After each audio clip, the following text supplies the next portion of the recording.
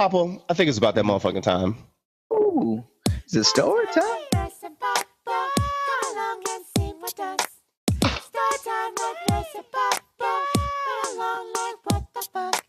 Oh, yes, indeedy. We're back with another edition of Storytime with Verse and Papo. And this one is brought to you by the Thought Catalog. And escorts reveal what their first day at work was like. Yes, indeed. Such a beautiful name, the Thought Catalog. Like, it almost kind of takes me back to when I was little and like I couldn't find my dad's fucking Playboy Hustler stash, so I had to fucking whack it off to goddamn the Sears catalog, go to that fucking panty section and go ham. Oh, look at those granite panties. Oh, yeah. Oh, shit. Ooh, look at you 90s bitch with your fucking underwear over your waist. Yeah, you stand there looking real pretty. You dirty, I bet you got a fat bush. Now, this first one is emotional attachment. This first escort says, I'm actively working girl. My first time was only about a month ago. It was through a website where you make offers to pay a girl to go on a date with you. They had to be very clear that it wasn't a prostitution website. You compensate for time, it said many, many times, but sex was fairly well implied. My first time was with a 43-year-old married man in town on business. He had contacted me about a week prior through the website offering $80 for a date. He said he would give me $2,000 a month for regular sets if we liked each other. I said yes, and he told me which hotel to meet him at and when. He also told me what to wear. I arrived and he wasn't too bad looking, slender and way more tan than you normally see as far north as I am. He bought me a drink first at the hotel bar and we talked for a bit. I was unbelievably nervous, but he was fairly reassuring. I was sure everyone knew what I was there for, and I was terrified of anyone calling me out. Eventually, he suggested we head up to his room, and I gave the meekest okay that has ever passed my lips. We went up and sat on the bed and chatted a bit more before he kissed me. After a couple seconds, he pulled back and said, I like the way you do that. Let's take off your clothes and see what else you do well. I got naked and gave him a blowjob. Oh, she got right to the action. Oh, God bless this woman. Just get right to the point. Made it, right? I want to say, yeah, you do the payment before the set starts. I want to say you start the date, and I think you're supposed to give them an envelope or it's some type of code to it, I think. Okay. It was going to stop a bitch from fucking running off with your goddamn dough, though. You did? I know. Now, she said I wasn't really expecting him to finish that way, but he did. After that, he laid back on the bed and indicated that I should join him, so we snuggled and talked for a bit more.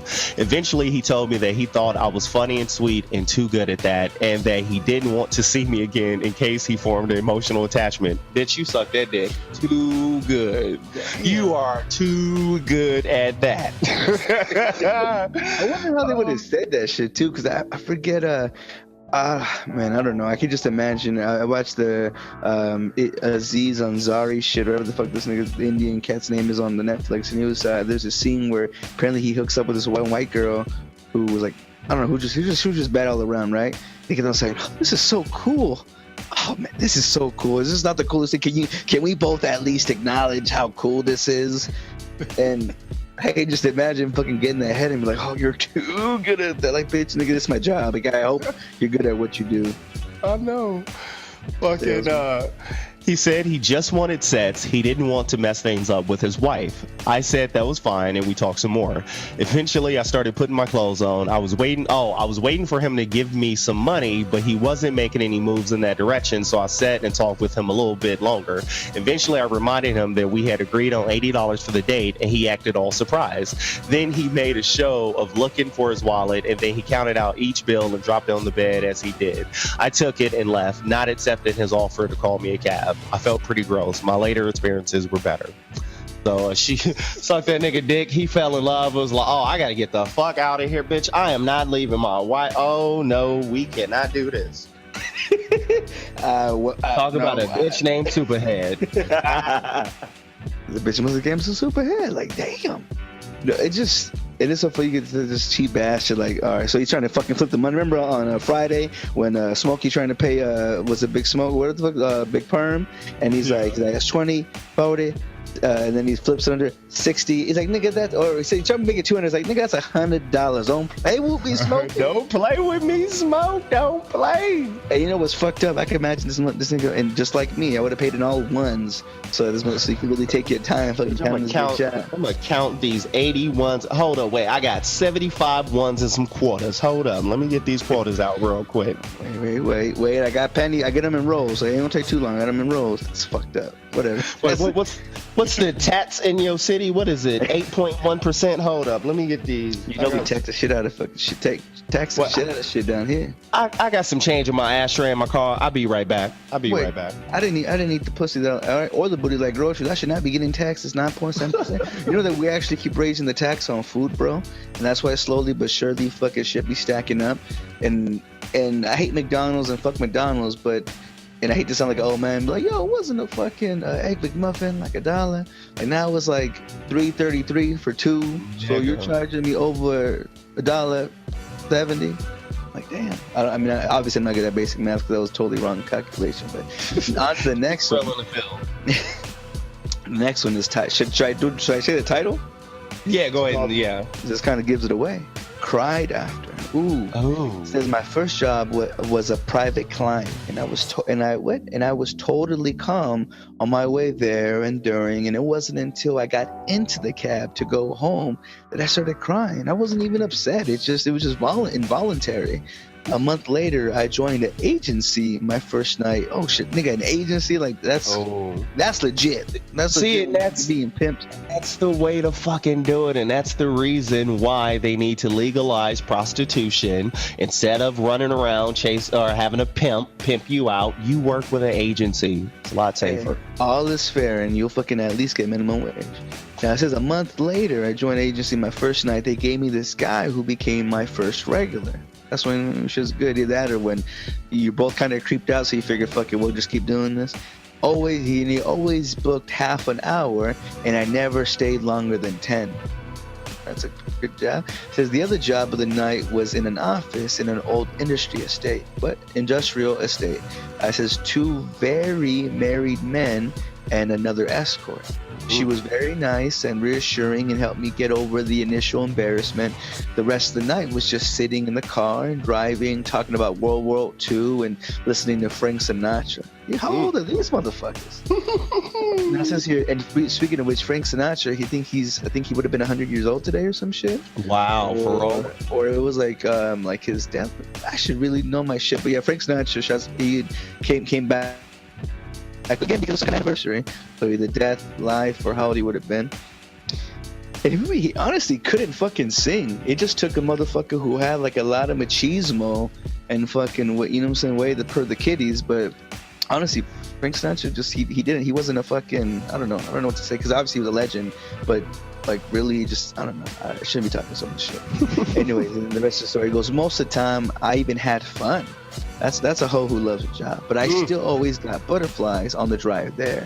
I think it was the anticipation of not knowing who the guy was. They could be sincerely nice, or they can be a complete jerk. Oh, goddamn. And that's the randomness of that escort life. You don't quite know what you're gonna stumble across. Now, quick shouts out to motherfucking Cam Breezy, who's watching live, and she wanted to give a quick shout out and said that she would like to braid Soul Papo's beard.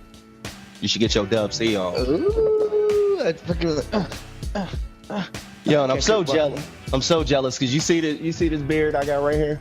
This is about 4 weeks in the making. About 4 weeks. So it's all good. Working on it. Don't be jealous. Nigga, this pretty much took a year. I tell people 4 months. It ain't been no 4 months. I think it's been a year. I ain't shaved. I've been homeless and fucking ISIS looking for this goddamn long. Speaking of which, I had to mention really quickly, just because you mentioned it, I had to take a quick trip to Mexico to get a tooth pulled out. And like a real nigga. Like a real nigga. Hey, head to Mexico like a real nigga get this tooth pulled. Oh, I love it. Fuck all y'all. Fuck your insurances and your goddamn high deductibles that I gotta meet. I gotta rob Peter to pay Paul. I'm gonna go with my people. Now I was hoping that me looking as scary as I even fucking shaved my head, you know what I'm saying, try to, you know what I'm saying, look like fucking I came from, I don't know, Mad Max. And every motherfucker everywhere I go, like, you know what I'm saying, they just, they're on the hustle shit like a motherfucker. And like I couldn't get past one corner without just them trying to fucking palm me up. I literally damn near got like, I could have been like raped and fucking killed because when I tried to look for this fucking dentist, as soon as I got out of my fucking car, you need a dentist? I'm like, hell yeah, I need a dentist. He's like, I'll give you this price. I'm like, make it cheaper. He's like, all right, you gotta do this now though. I'm like, all right, cool. Yo, literally, I get damn near handheld and I'm just going through these shits that I've never been through into this fucking shop I never heard of, and all of a sudden I got someone up in my mouth pulling my shit out. It was scary, and I damn near cried. But you sound fantastic this week. It looks like the swelling is down, so looks like it worked. Yeah, it did. I'm just missing the fucking tooth. I got more gaps in my fucking face than fucking Mike Tacklin. But now on this neck, so I lucked out, and that's the next story. If we were gonna get into it, I'm not too sure. Bang bang. Yeah. Yes. Now this one is lucked out. I was an independent escort for 4 years. My first night, I was ridiculously nervous. I went to an upscale hotel, nervously walked through the lobby, hoping I'd look like I belonged there and not like what I was really there for. I was nervous the whole elevator ride up to his room. I walked to his room, lightly knocked on the door. He opens the door and says, for the story's sake, we'll use the name Sarah. Hi, Sarah. And like an idiot, I reply with my real name. We laughed it off. It was quick, 10 minutes. He was polite and clean. In the area for business, I ended up seeing him a few more times over the years. Always very nice. Tip on top of the hourly rate, which was always appreciated and made me choose to see him over other clients in the future. I have dozens of other stories if anyone is interested in hearing. And so I don't see no link to where her other, apparently, yeah, there's a link to a Reddit site, but fucking shouts out to that. Like, she fucking slipped up and said the name, so you gotta become friends with the nigga now. You know my real identity. You gonna like, Google me? Oh, this was normally I just give out my whole name, but you can find me on Facebook now with that name, so we're gonna have to be friends. We're gonna have to make this work. Yo, I wonder if that actually happened, and you figure that's the best way to kind of keep up with him, so that way you figure when you see that he's being all heartbroken, just went through a divorce, you can maybe give the nigga a fucking Black Friday discount deal and be like, I'm sorry your wife left you and kept you with your kids. How about some pussy? But when an old girl had kind of did her little stint out there, and she was telling me that for the most part, most guys, surprisingly, I'm not sure why, motherfucker has to be really lonely. But when she was met up with some of these clients, man, they literally paid for her shit and they just talked. Like, yeah. That is some lucked out shit. Like, hell no, bitch, I paid you. I came out of my way and I got a goddamn hotel room. I could have talked in the parking lot and just make conversation because I'm a tricky nigga like that. But no, I'm leaving with some head. Either we fucking or I'm fucking. How does this shit go? Bitch, either we fucking or I'm fucking. That's all I know. Oh, so horrible. So horrible. But, I mean, that's out to be able to be safe. Now I can imagine fucking being a male escort, but there's a story goes, I'm a straight male escort. That's a damn lie. And my first day at work was definitely not what I expected. I had female friends in the industry, so I already knew what a normal job would be like. Now it's the same regardless of gender.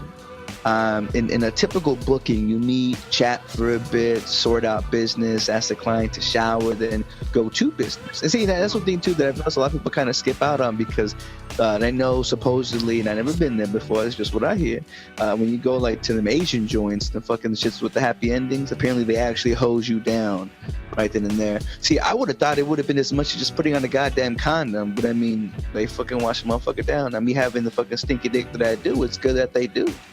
But anyways, so they pretty much they shower down, get down to business. Now for me, that generally includes a massage, foreplay, sex, and a fair bit of conversation. Now for my time with a hoe. Ooh. You know what I'm saying? You gotta fucking really ooze the bitch into it. That way you can hopefully ooze into the bitch and it's fucking nice and slapping. Now since for my first booking, I received an email from a girl that basically went as follows. Hi, I'd like to book you as a birthday present for my friend's 24th surprise party. That's fucking awesome. Now, nowhere I can do that. Now, I turned up early to help the girls prepare the surprise. Wow. And they were insanely attractive.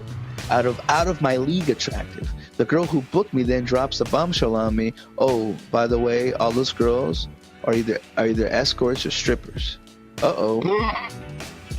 In way over my head. I would have thought this were the fucking friends. And I do my best to remain calm and collected, and we all enjoy ourselves before the birthday girl shows up. They all turn out to be lovely girls, and we had a fun night. No actual sex, but there was a few shenanigans that went on. And at the end of the day, it was a definite thrown into the deep end experience that I'll never forget. That was kind of whack. Wait, so... I know. I thought he was gonna get like anally raped by some guy or something. I thought something else. Man, that was a big letdown. Yeah, either one of this motherfucker to get cornholed or to know that it was a guy in the mix and the birthday girl was actually a birthday tranny. But that's what I was expecting. Oh, so wait, so it says all the friends were also fucking escorts? So what the fuck was the point? Just a party? Yeah, I guess they just wanted a male there, and being escorts, they were like, oh, well, we could just hire one, I guess. See, now that's some shit too. Now, I don't know, mind you, if they're highly attracted, that explains why he was in the mix, knowing that they're out of his league. But that's just some shit. Like, I'm there to dick down, and you got me hanging up fucking happy birthday shits fucking up in this ladder, nigga. You ain't got insurance. What happens if I fall and fucking hurt my hip? You gonna pay for that shit? You gonna drive me to Mexico to get fixed up? I don't think they will, man.